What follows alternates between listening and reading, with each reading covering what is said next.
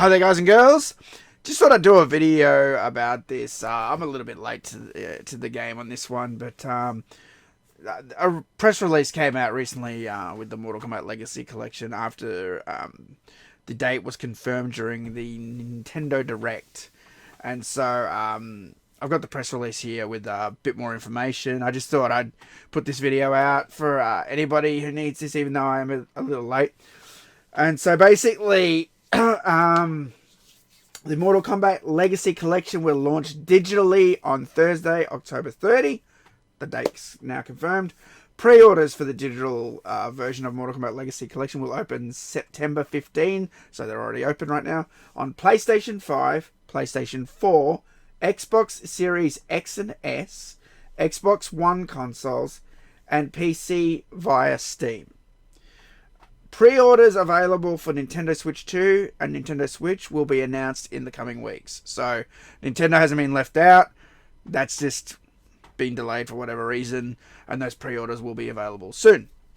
And just to let you know what you get in the collection, I've got the list here. You get Mortal Kombat on arcade, Super Nintendo, Genesis, Game Boy, Game Gear. Mortal Kombat 2 on arcade, Super Nintendo, Genesis, Game Boy, 32X. Mortal Kombat 3 on arcade, Super Nintendo, Genesis. Ultimate Mortal Kombat 3 on arcade, WaveNet Arcade, Super Nintendo.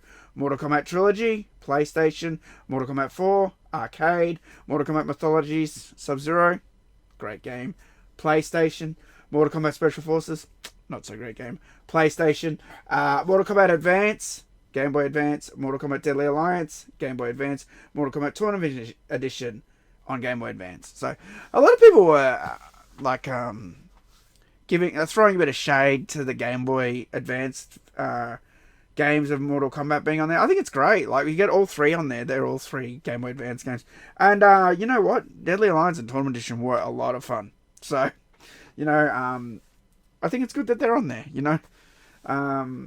like I said, a lot of these aren't on here because they're the best of the best. A lot of these are on here for archival reasons, for preserving the history of MK, especially things like Special Forces. Even though the game sucks, it still has a spot in history. It's kind of an interest. I'm still kind of shocked it got on there. I thought they might not do it, but no, they put it on there.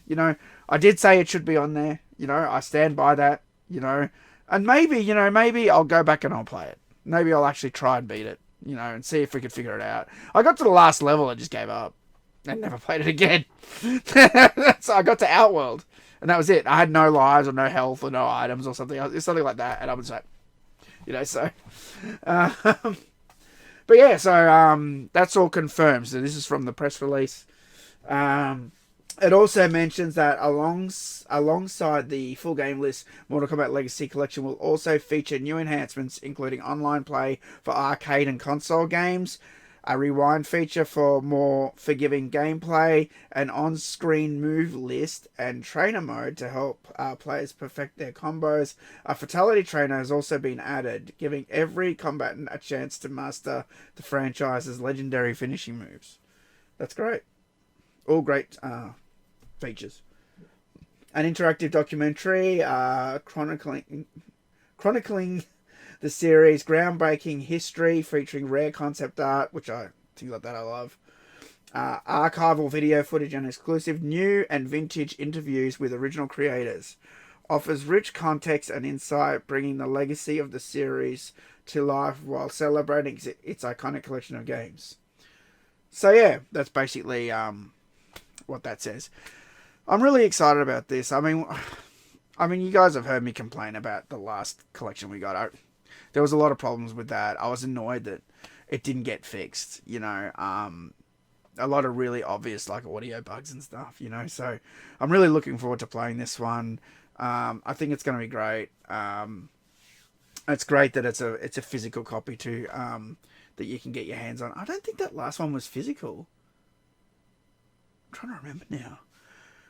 I remember that when that was announced, it was weird. They were all like, "Oh, well, we can't really talk about it at the moment." Or what collection? It was really weird at the start because we got a picture of it. It seemed to I don't know, get leaked or something. I don't know. I think it was a digital only. I've got it digitally only, so I assume it must be digital only, unless it came out in Europe or something and I didn't get it. I'm not entirely sure. I know Australia didn't get it, so but it's just great to have a proper collection. It's great to be able to play Mythology Sub-Zero easily and not hope that my PlayStation can still read the disc, because that was a thing when I streamed that, a couple of weeks ago.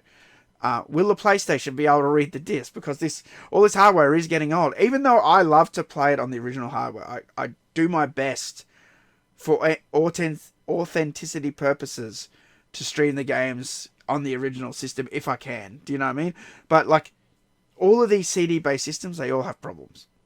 Eventually, they do. I've already replaced the laser once in my PS2 Slim. That has a really bad laser in it.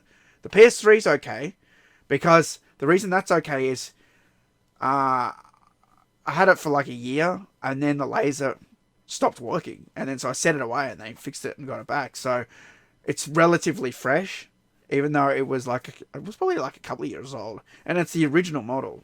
It's the one that reads all the back. It has the good laser in it, And this is the 7502 original PS1, and then I got the PS2 Slim, But the worst offender is obviously the Sega Saturn, with its its lasers fail relentlessly. So, So my point is that it's just great to have this physically or even digitally.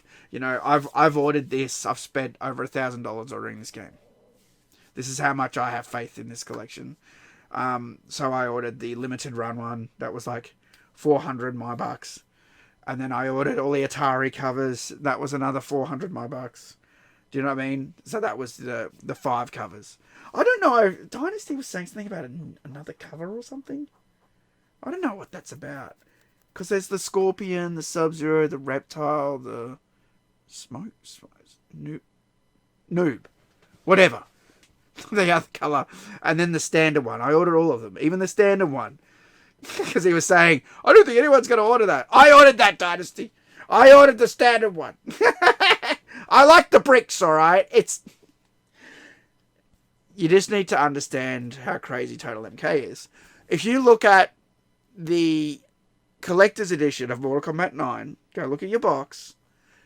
Right behind the logo Mortal Kombat, there's some bricks of like Goro's lair. Same bricks. it just gave me MK9 throwback, and I'm just like, I like that artwork.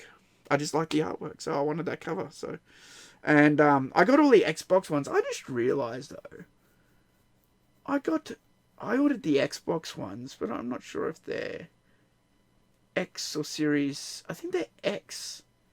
I think they're XS. Oh, maybe it's just I probably wait. No, what am I saying? It doesn't matter. One, X and S are all the same, I think. All the same disc. Yeah. Sorry, I got confused. Because the 360 disc is different. The Xbox disc is different. But when you get to one and X and S is they're sort of like, even though there's differences, there's some that are dedicated for X and S. A lot will work on both. So I've got the original Xbox One up there, the VCR one. So I'm just really looking forward to playing this collection. I'm gonna have so much fun with it. Seriously, it's gonna be great having it all in one spot too. Like, like I said, I have all the consoles, but I have to pull them out and hook them up if I want to play them. And I do it sometimes. And even though I can emulate everything, like, trust me, guys, I was into emulators before like people even knew what emulators were. I was emulating Commodore 64 first. I'm like, oh my god, I can play the original Commodore 64. And I played all my old Commodore 64 games through Frodo. For those of you, Frodo, C64. And I love Frodo. My favorite emulator is Frodo. So, I played the hell out of Commodore 64 games. And then I ended up getting all the emulators. And, it became a convenience, really. Because I would just get the games that I already owned and just play them on PC, sometimes play them here or whatever. But it's nice. It's nice because if you want to play the old games, like for example, I'll give you a technical example. This PlayStation, right? It has a multi-out AV port on the back, which means it supports two types of output: S video and composite. or composite, depending where you're from. I say composite.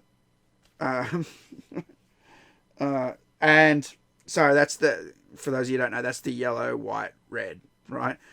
Now, for those of you who don't know how it works with video quality, the yellow plug is the video. That means all the video data goes down one wire, because the yellow plug, the outside is ground and the inside plug is signal. That's one, and signal is the one that carries all the information, right? That's one wire carrying all the video data. That's why S-Video is better quality. It splits it into two wires, chroma and luma, right? And it's a 4-pin, right? And so the quality gets better. And then you go to component. It splits the colors up into separate, you know, red, green, blue. And then you end up with HDMI, right? Now, you can play the old PlayStation and have the quality pretty good on a new setup. If you put the money into it, you need a frame meister, and you need all this shit, you need these boxes and all this stuff. If you want to play it in the best quality, in the sharpest quality, where the pixels are... Trust me, I've watched so many videos on this stuff, because not only am I interested in modding and electronics and hardware and all that stuff, I love to play my old games at times, and I like to stream them too. And to stream everything on my channel, I basically have 4 or 5 video capture devices to stream. I'm not even kidding you. Okay? So, the main one in the PC is called a... Do I have the box here? I might have the box. Yeah, here we go. I do.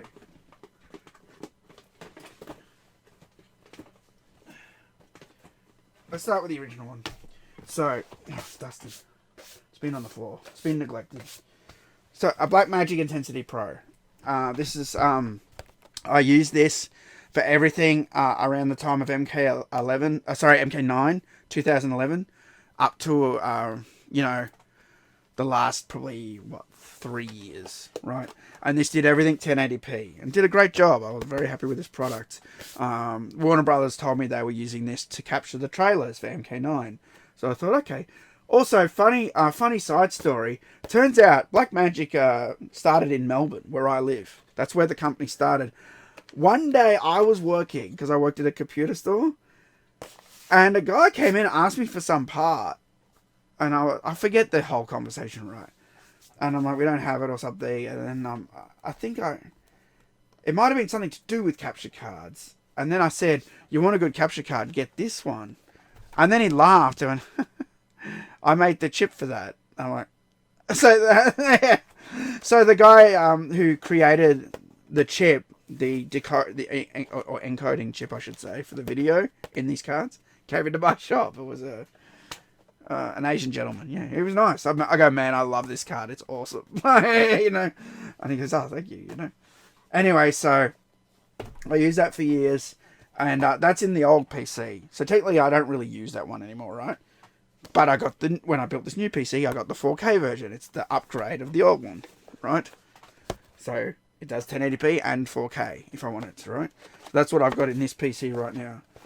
And as you can see, that's all the connectors you get on there. So you get a breakout cable, and it's basically just component. You can sacrifice one of them to use the yellow, but it never really works on this product.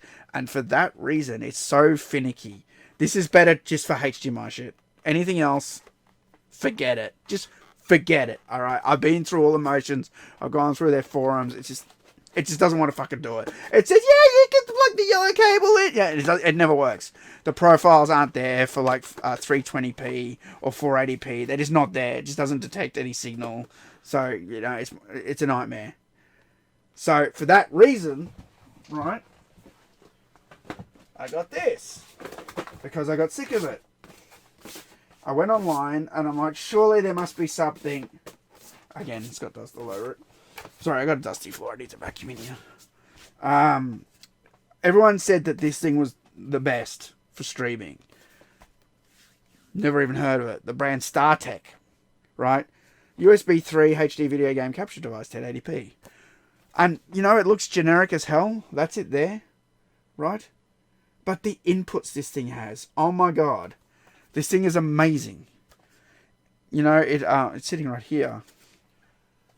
Can I show it? Okay. Oh no, that's a cord thing. Yeah, but otherwise I'd show you.